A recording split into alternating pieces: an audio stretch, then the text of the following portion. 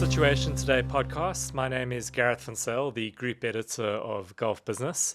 And with me today, I've got Ravi K. Ranjan, who of course is well known for being a judge on Shark Tank India. Not a judge, but I wish. But I designed Shark Tank India, and Gareth, for the last many years, I have been working with the startup ecosystem across the world, which includes incubator, angels, VCs, and then also working with some of the sports celebrities, etc. But at the core of it, I try and help startups go to the next level. Okay, great. Well, I think certainly taking things to the next level there. And of course, I've also got with me Neil Petch, who is the chairman and founder of Virtuzone. Now, a lot of us in the UAE are probably familiar with Virtuzone, have maybe even started a company through Virtuzone. Neil, thank you very much for joining us today. It's a pleasure to be here and nervous, by the way, next to Shark Tank. Many years ago, I actually set up something called Falcon's Lair, which was the UAE version of Shark Tank. So Wonderful. I know what it takes to design these things, and I know that the people listening who are thinking, should I set a company up? No better time. So Neil, tell us about the backstory to Virtuzone, how it started and where it is today. Actually, it's a really good example, hopefully, that can inspire a few people. I've been here 30 years. I came over, set up a publishing company, was doing extremely well in that, sold that business, and I was thinking, what shall I do next? And I was actually, I had launched a radio channel, a radio station, was launching a bunch of magazines, and my very good friend was working for the executive office, working for Sheikh Mohammed, and he had wanted to set up a side business. He wanted to, in fact, he wrapped the very first building on the Sheikh Zayed Road. I remember Emirates were flying to New York, and they put the Statue of Liberty on one of the big buildings on the Sheikh Zayed Road. That was him. And he wanted a company to do it. Where do you set that company up? He went to Media City, which did exist then, and they said, well, the license you need, it's actually, it was called a hot desk license, and they were full, they had no space. So he said, okay, it's full, why is that? And he went to the space where the hot desk licenses were, and there was no one sitting there. And he realized what people wanted was a license, but they didn't want to be tied down by having a big office. And Ravi, you'd know, the startups don't want huge weights around them, don't want the cost to be really high. So the idea was set something up that had minimal costs that allow you, and then that's my opinion, what you should be spending your money on when you start your company is getting leads and on the very best staff you can have. So he suggested this, and Dubai in those days was real estate. And they were like, what's the real estate play? There is none. So they chose to decline. That was my great good luck, because I took this to the ruler of Fujairah. We set up a joint venture, and the risk was on us, but the idea was to set up a jurisdiction. There was already a free zone in place in Fujairah, but the idea was set something up that was approachable, that was modern, that the processes were easy, and that it would enable entrepreneurs who are 1-2-man operations to get a license, get the visas, and get running without having huge costs. And talking about those processes, how has that changed from then to now? Well, I suppose the first thing that I would say is we've learned a lot in the 15 years that we've been in operation.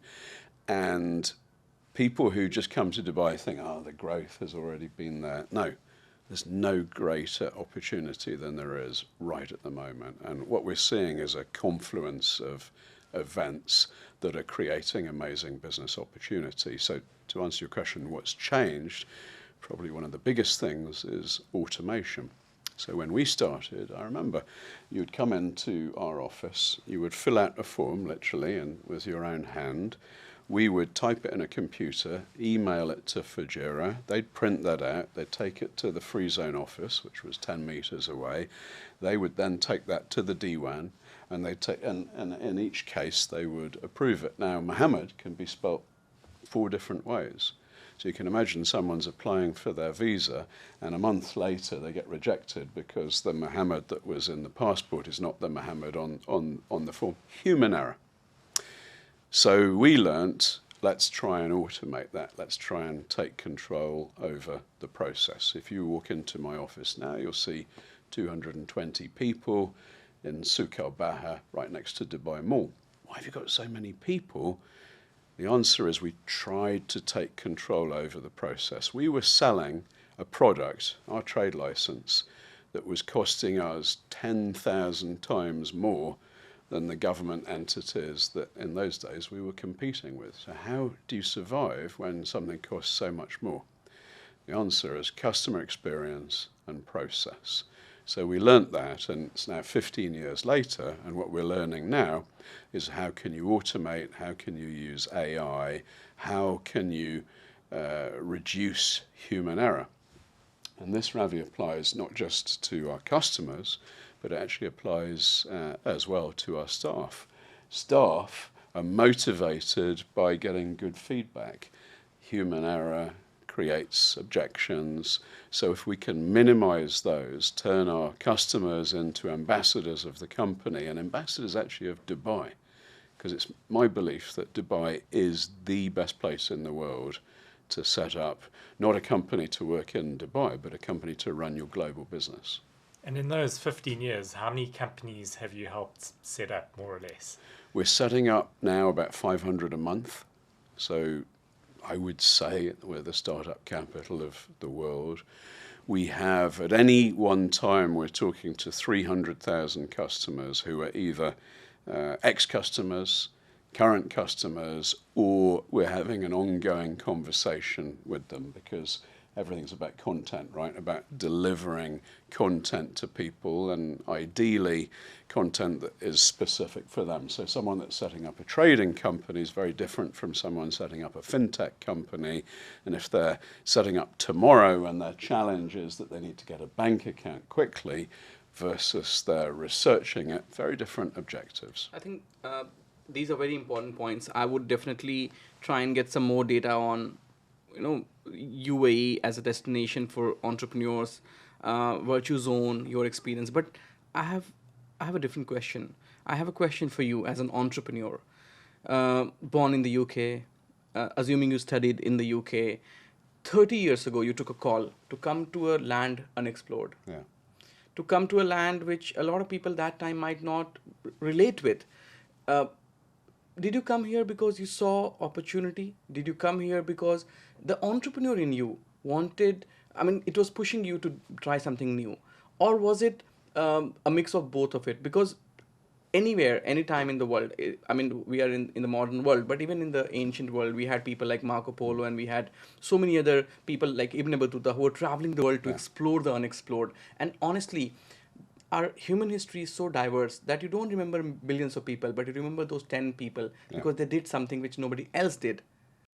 What is your thought on this? So, Ravi, Napoleon said, I'll take a lucky general over a good general any time.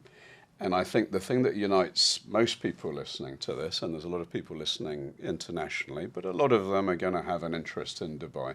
If you've made the step to come to Dubai, you are something of a risk taker. You're still something of a first mover. And if you've done that, then you're in a really lucky position. I'm a firm believer there's never been such a great opportunity at the moment. Why did I do it 30 years ago? It was in my DNA. My family had traveled all over the world. I went to boarding school in England, but I had lived all over Africa. I'd actually lived in Bahrain in the 70s and Lebanon in the 80s. So it was in my blood. And the thing that I realized, and it's actually, right throughout my company, we're a little bit like an Emirates plane. I think we have 27 nationalities, 32 languages, and we learn from each other. And, we're in this place where decisions get made fast. Let's look at what happened a week ago. We had a flood of biblical proportions in a country that is not prepared for it. Why should it be prepared for it? It's not like we're English, right? It's not, yet already it recognised we need to do something about this. It announced a programme to actually do it. And that's the opportunity that we have at the moment. So let's come back to one of the challenges of being a startup, access to funds to grow. It's no good I sell company licenses. It's no good selling a company license if that person and that company can't then start operating. To operate, they need a bank account to send invoices, to receive money, and then when they want to grow, they need access to cash. This is one of the biggest challenges. We have an opportunity. Now, it's safer to live here than anywhere in the world. We are right in the centre. We've got, one of the best ports in the world, the best airline in the world. We are neutral. We are, honestly, this is Geneva and Zurich of the 1950s. And the next 20 years are going to be boom time for this region. But we have to get a few things right. The reason that Silicon Valley is the centre, still remains the centre of amazing business ideas and ventures, is you've got this confluence of two things: people with great ideas and people with money that want to invest in them. And Dubai needs to replicate that. If you set up your business here versus Silicon Valley, you're much more tax efficient. You've got access to Africa. You've got access to China. There's a lot of things in your favor. But traditionally, getting access to cash to grow, not so easy.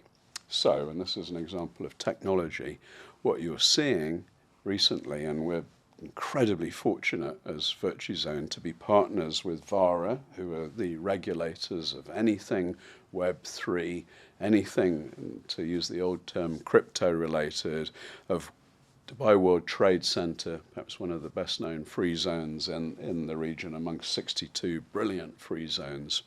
We're partners with these entities, and what the government have decided, and I've seen this happen, I've seen them go out and poach companies from Hong Kong, one of our big competitors, and bring them in, such that and we just announced a joint venture recently, so that if you're a startup, you can, for example, tokenize 10% of your company, okay, and use that and use your future revenue to actually raise money. Now, most people, one of the biggest mistakes that entrepreneurs make is chasing the money, is raising cash. And so many startup guys, they're brilliant, but all they're doing is they're out on the plane raising money rather than building the business, rather than building the foundations. And I think what Dubai is trying to say is we're going to make it easier, smoother, faster to raise money. And if Dubai can get that right, and then when you make money, guess what income tax is, guys? 0%. Guess what corporation tax is? 9%. But Ravi, you probably don't know this because you're a bit of a mega star from India, right? But what you don't realize is that what the government have done so spectacularly is they've deliberately set the threshold. So there are 550,000 SMEs in this part of the world. The vast majority of them are not going to have to pay corporation tax. And the reason for that is they won't meet the threshold. They won't make over $100,000 profit or over $1 million revenue. The government have deliberately set it low to support the shoots of growth. And that is the opportunity, because actually people think, oh, tax. But when you have tax, it means that you have to audit yourself. It means that you have to build the foundations of your company correctly. For so many years, we did have an issue in this part of the world where people would try something. If it failed, they would leave, right? They'd park their car and they'd go. Now, decriminalisation of bouncing checks, in my opinion, great move. Let's make people accountable, but let's let them stay and sort out their own problems. So these things are all being fixed, and they get fixed much faster because legislation can be changed quickly. Back in in South Africa or in England, speaking to the two of us, you're going to wait for a committee to decide for 6 months. And then you're going to wait, what are the electorate going to think? Things happen fast here. So if you are an entrepreneur, and one of the most amazing things we've seen with this terrible situation, with the Russian-speaking crisis, let's say, is we've seen a brain gain. It's not just people coming here who've got loads of money. It's young, bright people who want, for example, to program and to design. So we've had a brain gain to the UAE, and we need to take maximum advantage of that. Yeah, also that's a very interesting point that you've mentioned there, and I'm sure that you've got insight to such interesting data from Virtuzone side in terms of the type of people who are actually coming here to set up businesses. Is there anything that you can give us insight to regarding that? So I think you've obviously mentioned the brain gain that we've had, for example, with the crisis in Eastern Europe. Yeah. What are you seeing? So, look, we have all heard of the golden visa, but I don't think perhaps we understand the enormity of what that is creating. Previously, a few years ago, my company was doing extremely well on helping people set up businesses that were thinking for the first time to come and live in the UAE and set up a business. You're now seeing global companies, people who are running. Remember, it's only 18 months, 24 months ago that a Brit living in London could not see his parents, who are half a mile away from his house. And what would they be taxed for that? For between 40 and 70% of their profit were going to then Her Majesty's coffers. So people were coming out here realizing, oh my Lord, the country has reacted to COVID better than anybody else. We're so much more tax efficient. So you're starting to see, and the reason for the property boom over the last couple of years, in my opinion, particularly at the high end of the market, is because people running global companies are thinking, let me come here, let me have my children here, and then hold on, why am I structuring my company? Let's look at some of the jurisdictions in the world that your Gulf business will have been talking about so much. Panama, wow, reputational nightmare, right? Cyprus, virtually dead on its feet, particularly after everything that it had done with the Russian-speaking world. Malta, reputational risk.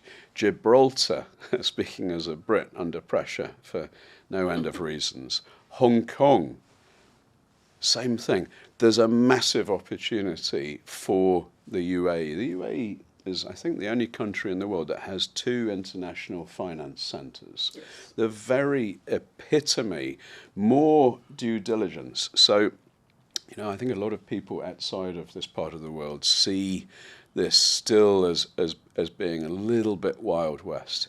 It's not. Our actual KYC now, through automation, is at a level that is comparable with London, New York, and so on. And this gives us this opportunity where automation allows us to speak to anybody around the world. And it's funny, a few years ago, you ask anyone in Dubai what's their passport number, they know it, because they've had to fill it out so many times. Once you've filled it out once, why should you have to fill it out again?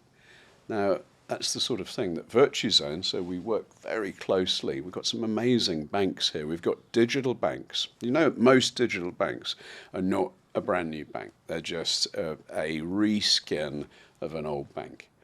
And the problem with that is that banking technology, with apologies to all of the wonderful banks out there, is based on amazing structures and processes that were established 75 years ago. A true digital bank, such as WEO, for example, is built from the ground up.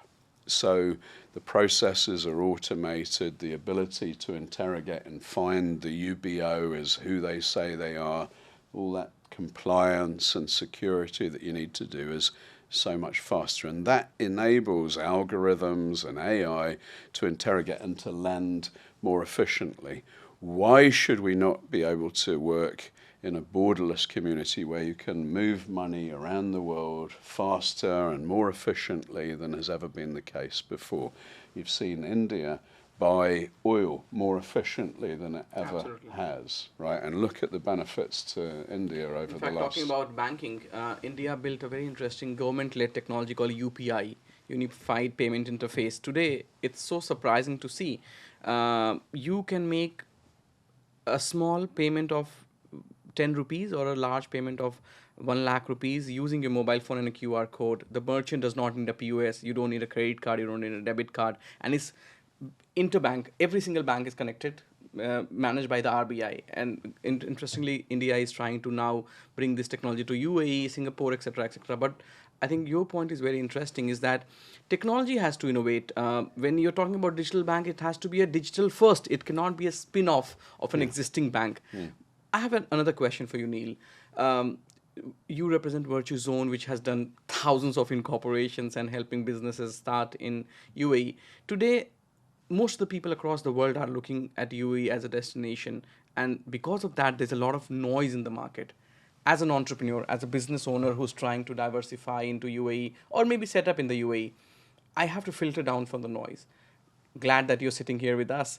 What would be your top 3 or top 5 input for a person who's coming to UAE for the first time to set up a business? How do you find a good partner who can help you with incorporation? How do you set up your business? How do you set up your banking infrastructure? How do you find social network? Because you cannot only do business, you need to hang out with people as well. Can you share some pointers? Yeah, thank you, Ravi. I mean, the first thing I would say is concentrate, and this applies not just to the UAE, but anywhere in the world. You and I were both entrepreneurs, and you've interviewed a million entrepreneurs, and entrepreneurs tend to think they can walk on water. We can't, right?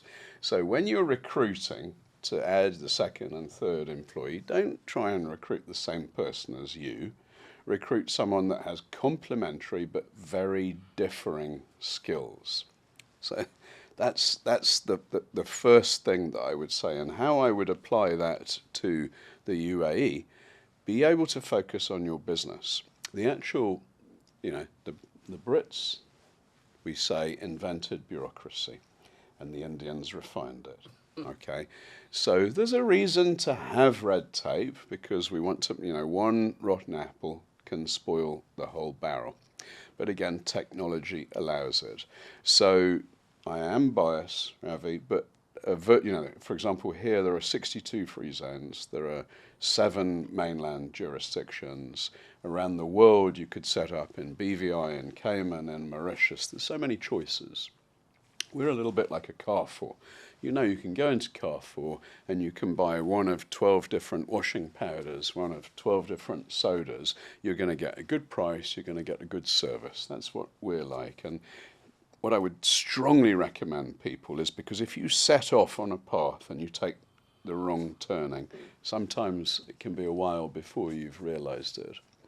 Now, our great good fortune is that the government, I think, have realized that it's very important to have an interface between the consumer and government. So we provide a quasi-government service, but we are a private company.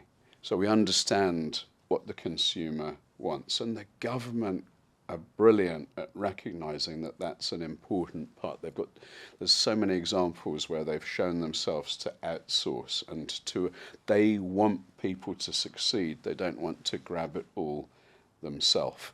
So allow someone to navigate through that minefield and concentrate on what you are good at. And don't take shortcuts. So it's very easy. You could set up a business in 24 hours. But will that business then be able to get a bank account? When a transaction goes into that bank account, will it be allowed to be processed immediately, or sometimes will it be frozen? These are examples where there are some companies out there that don't give a hoot about that. They just want to make a little bit of money on setting your company up, and then they have nothing more to do with you. We're not like that, and I think that the government it tries to incentivize companies to encourage its customers to have a long customer experience, a journey with us, and that's what we're all about. So we've invested. In many cases, we make absolutely no money at all in the first interaction with our customer, but we have bargained on the fact that they will remain customers with us for 5 to 10 years. So, Neil, in the world of business, speed is everything. How long does it typically take to get a business up and running in the UAE? Can it take 24 hours, for example? So, to set up a license, it can be as fast as that, but you would need to have at least one person who has a visa in the country, and that requires a little bit longer. It requires, for example, a health check. By the way, I did my health check, and I remember it was the last one I did, because I have a golden visa, which means that I can be here for 10 years and all of my family can be here, and the benefits of having a golden visa to your extended family are incredible. It's what is attracting amazing brains from all over the world at the moment. And when I did it, I didn't touch a single human being. And after I had done the process, a robot brought me an espresso. And I posted the video, and my friends were in London and they couldn't see their grandparents, and they were, and they were like, what on earth is going on? And that is symptomatic of Dubai. And this is, Ravi, the point is, how long now has Delhi or Mumbai been growing for? Hundreds of years, right? Sure. And you have terrible traffic and all of the things that you do. The UAE does not have legacy issue. You will be able to travel between Dubai and Abu Dhabi incredibly fast. There won't be noise pollution issues. You'll be able to travel in 2 years by drone from the airport. You just heard, I was being interviewed by Time magazine last week, and I was trying to get across to them how we are disrupting faster than any jurisdiction, any country in the world. And I could see the journalist going, yeah, but he didn't really believe me. And as a message came through on my phone, it was the Crown Prince announcing that they had invested X million in drainage facilities in the UAE. Like that, you will be able to travel by drone within 2 years, and the effect on the efficiency, on lifestyle, I do believe that people here, you are not worried. If you were in Berkeley Square in London now, you'd not wear a nice watch. If you were in Saint-Tropez, crime, health, all of these issues. I'm very sad that a lot of the world is imploding at the moment, and the world is entering this era of protectionism where Mr. Trump wants to keep America to itself and raise the price of steel from China, and Sure. Whereas the UAE, I think safety It's plays not a very doing crucial that. role. What you're saying. Just a few months ago, I was in Paris and London, and I visited London after a while. Honestly, it was a scary feeling in the evening after 7 o'clock. I was near Harrow on the Hill, which is a little outside of London. It was scary. Paris, I went to one of the railway station. Outside the station, it is so dangerous that you don't want to be there. You would not expect that from a global city, and that is where Dubai and UAE, I would say, plays a very important role, where people themselves become the advocate of safety here, saying that, listen, I have never seen a more safer place than this. I think that adds a lot of value when people are trying to move their business to a country like UAE. Would you say this has helped a lot? Absolutely. And then if you were in Harrow on the Hill and you wanted to walk into a bank, you couldn't, because they closed them all down. Yeah. The UK, which has been for so many years the financial capital of the rest of the world, has suddenly said to it says to a billionaire whose assets are all over the world, we're going to tax you 40%. What's that doing? It's playing. Thank you, the UK, for playing into the hands of the UAE, and watch this space. People are moving here, and so for the people listening to this thinking it's too late, it's not too late. The opportunity is just arising right here, right now, and there are, it's not one thing, it's a packaged solution. But to feel safe, to feel that as an entrepreneur, that 100%, or now with corporate tax at 9%, 91% of all of my profits I can pour into growing the company faster, and then I can go and I can recruit. And Ravi, this is the really key thing.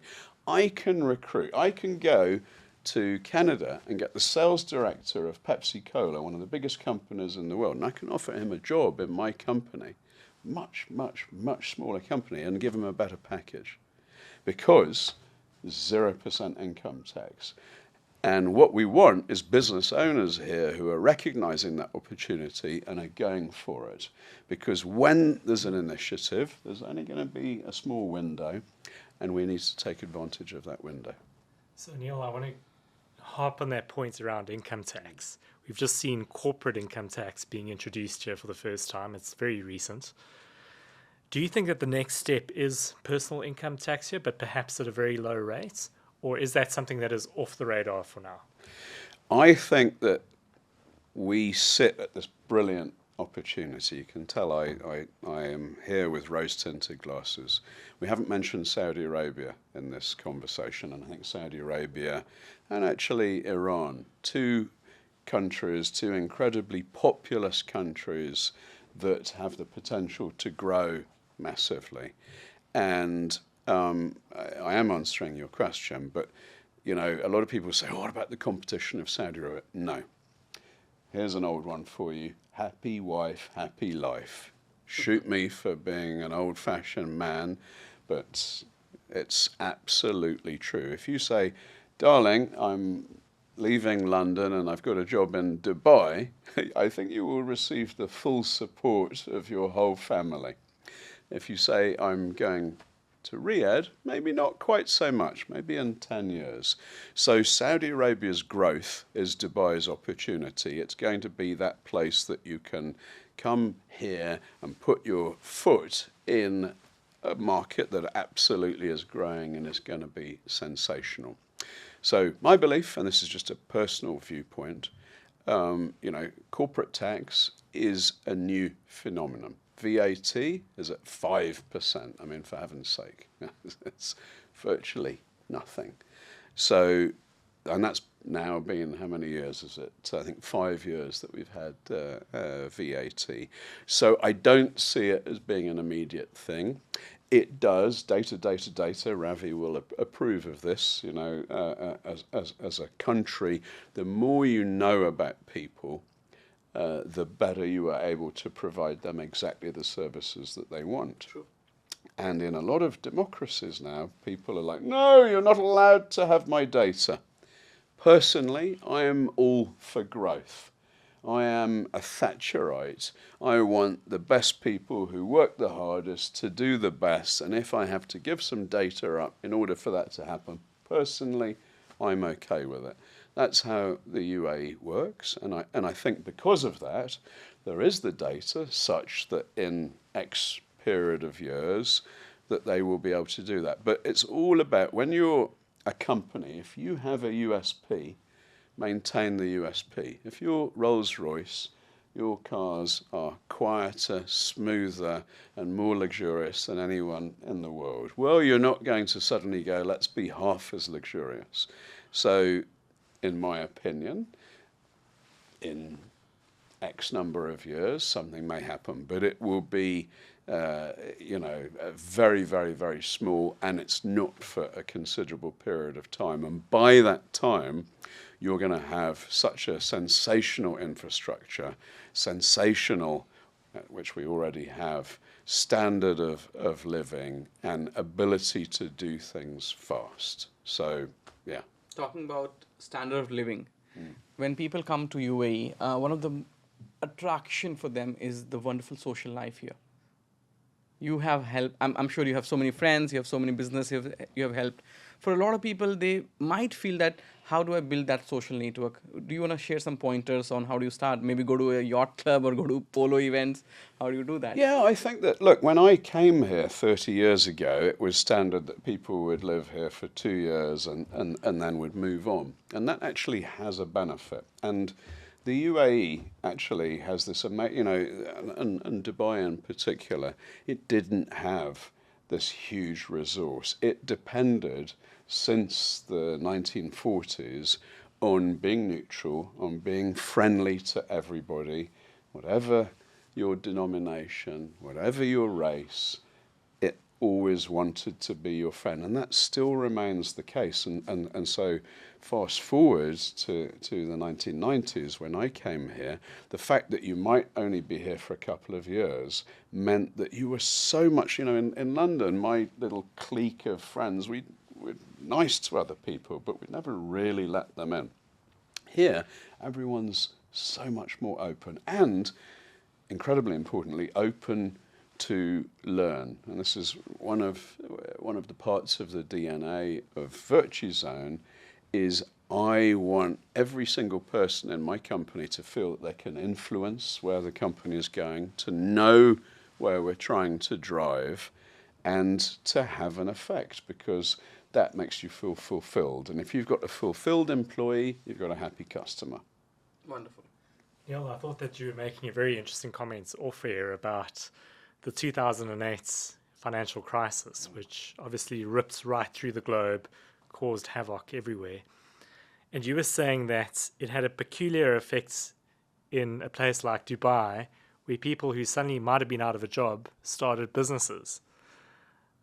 How many of those businesses do you think have become bigger businesses today? And what does that say about the opportunities for entrepreneurship here?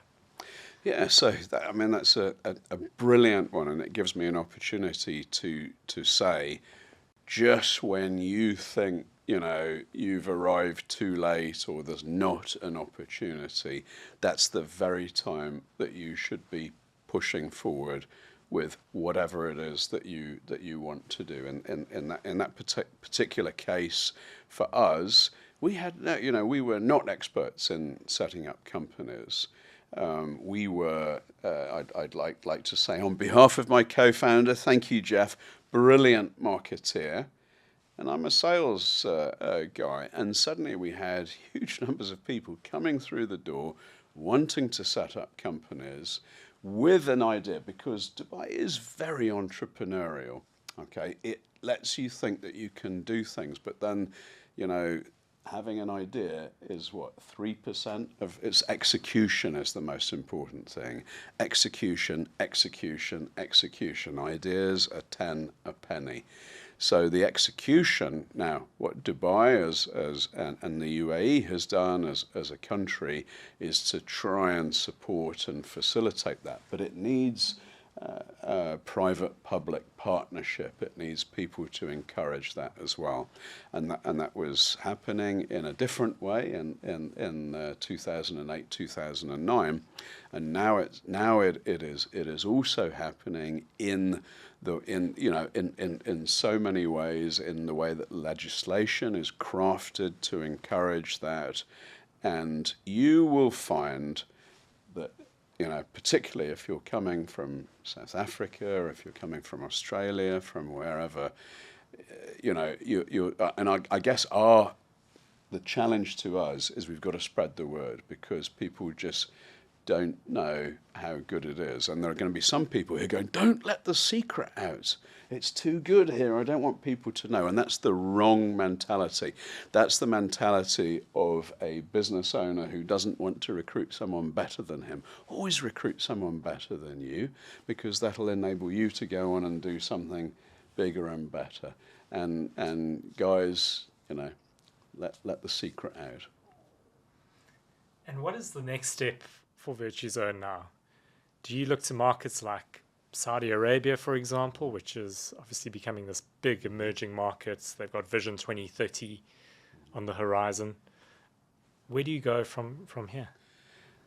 I'm going to be a little bit arrogant and say it's obvious that we should regionalize and go to the Saudi Arabias of this world. It's obvious that we should have satellite offices in Geneva, in London, in Moscow. And there's very few places in the world that can say that at the moment, that where we're legally and commercially supported to do that. So Virtuzone are partners with FDI here, whose job is to bring in investment into those regions.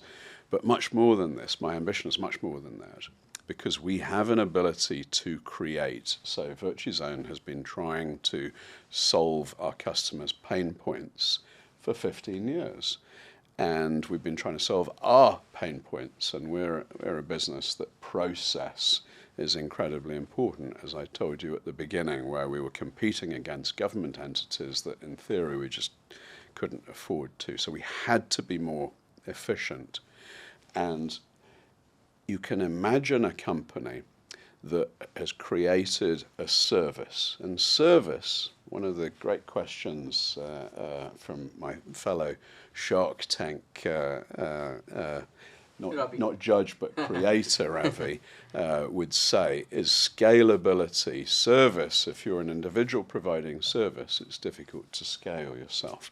If you've got a product that anyone can buy anywhere around the world, then that's much more scalable. And you know how I learnt that? I have a radio show, and I was interviewing an Emirates flight attendant who launched a furniture business. And she said, I want to scale myself. So I wanted to learn how to build the world's best sofa. And I took a mattress, and I learnt what was comfortable about the mattress, and I spent 9 months learning how to do that. That's an Emirates flight attendant who did that, and Dubai enabled her to do that, and I've learnt from her. So what we want to do as Virtuzone is create a bundle of products that our customers need. So for example, we just rolled out 2 days ago something that traditionally would have taken us 48 hours to do, where we were preparing an invoice, sending the invoice, giving someone a payment link, and that process would take 48 hours if it went smoothly. And now we can do it in 3 minutes through automation. And that means no human error. Customer is in control of what they're doing infinitely faster. Now, that's for my own company, but why can't I give that to 6,000 of my customers tomorrow? Customers that traditionally, as a small company, don't have those engines, are not paying the Salesforces or Zohos of this world for the solution. So I see our role as enabling the world to set up in the UAE and to have that raft of services such that they're more likely to succeed than anywhere else in the world. You spoke about bundle, which is very important for a business, because only incorporation or only market might not be sufficient. You need all of it. What would be your insight on access to capital in UAE when you're building a business, a startup, a tech company? How easy or how difficult it is to raise, let's say, early stage seed funding or late stage VC funding in UAE? So a lot of people think that Dubai's streets are paved with gold. They're not. Sorry, Mum, it's a fallacy. Okay, there are huge numbers of incubators, of VC companies here. There's one thing being a VC company and one thing doing it properly. And so coming back to what I was saying is that the banking community is like a big oil tanker. It's very powerful. It recognizes that it has a huge resource that it needs to be careful about, which means it can't move fast. Correctly so. What that oil tanker needs to do is have a speedboat that goes out in front of it and checks and looks for opportunities, and if it's there, it goes there. And that's a little bit like the relationship between Virtuzone and the government. So I was talking about tokenization, the tokenization of real-world assets.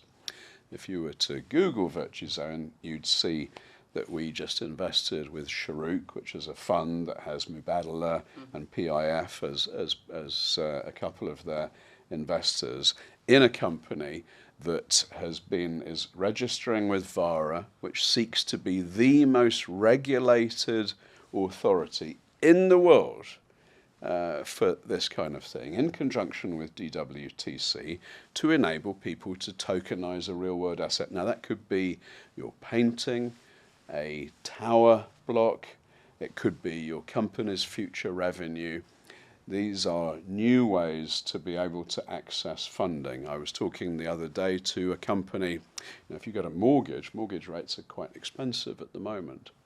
But in theory, you should be able to cut out the middleman. You should be able to borrow from 1,000 people or 10,000 people and give them 3.5% a year, which is about 3.5 times more than they'd get in their own bank account. So they're doing better, you're doing better, perhaps you're giving them a small commercial interest, so if your property goes up in value, they get a tiny share in that. Fractional ownership in real estate. Exactly. So it's good for them, good for you, everyone wins. Where is that going to be, which jurisdiction is going to adapt to that faster? And that's why coming back to the fact that the UAE disrupts and is able to disrupt because of the political setup, because of its desire to do it, and its lack of legacy issues. Wonderful. So, Neil, thank you very much for joining us on the podcast today. It's been an absolute pleasure having you, and I think we definitely have to have you back on again to talk about other aspects of business, because I think there's so much that we can actually go through here. But thank you very much for joining us today. Thank you, and I just wanted to say golf business, I've admired it. I was jealous of it many years ago because I launched against it, and it's content like that allows us to see opportunities. So thanks for having me, and Ravi, you inspire me. Looking forward to working with you. A pleasure. Thank you so much. Thanks, guys. Right. Thank you very much.